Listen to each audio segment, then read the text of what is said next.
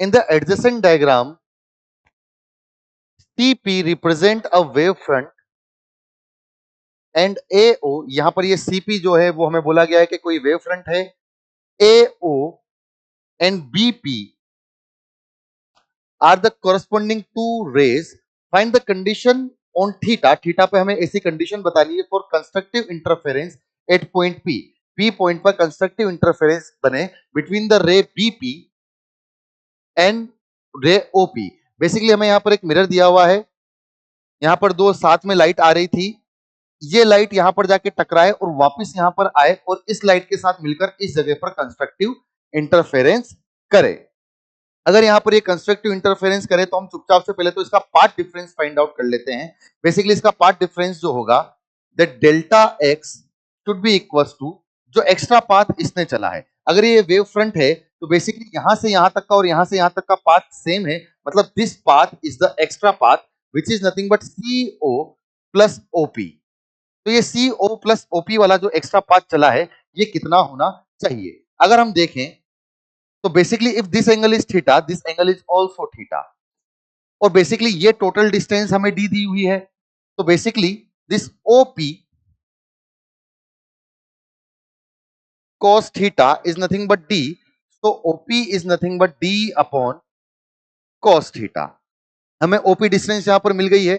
अब देखे जाए तो ये भी एक राइट एंगल ट्राइंगल है जिसमें ये एंगल 2 थीटा है और this is hypo. So CO is nothing but D upon cos theta, या इसको हम लोग बोल सकते हैं OP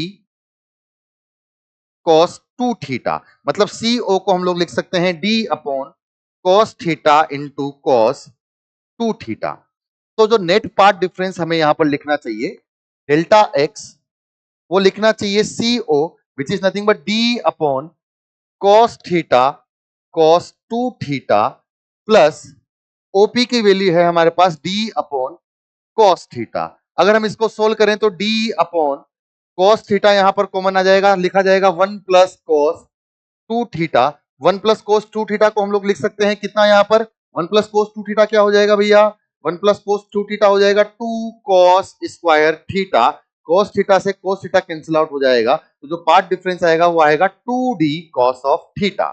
नाउ अब हमें क्या चीज बोली गई है कि हमें P पॉइंट पर कंस्ट्रक्टिव इंटरफेरेंस चाहिए. कंस्ट्रक्टिव इंटरफेरेंस हमें यहां पर दिखाई दे रहा है कि बेसिकली लाइट रिफ्लेक्ट होके आई है.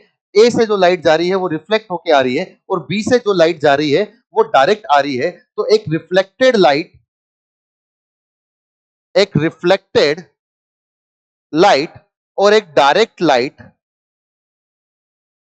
के बीच में जो फेज डिफरेंस होता है वो कितना होता है, हमेशा पाई का. तो हमें यहां पर फेज डिफरेंस पाई पता है, तो फेज डिफरेंस अगर पाई है तो जो पार्ट डिफरेंस होना चाहिए वो होना चाहिए यहां पर कितना, lambda by 2 which should be equal to 2D cos of theta. हमें यहां पर थीटा का कंडीशन चाहिए फॉर द कंस्ट्रक्टिव इंटरफेरेंस. तो यहां पर हमें cos थीटा का वैल्यू मिल जाएगा लेमडा अपॉन 4D.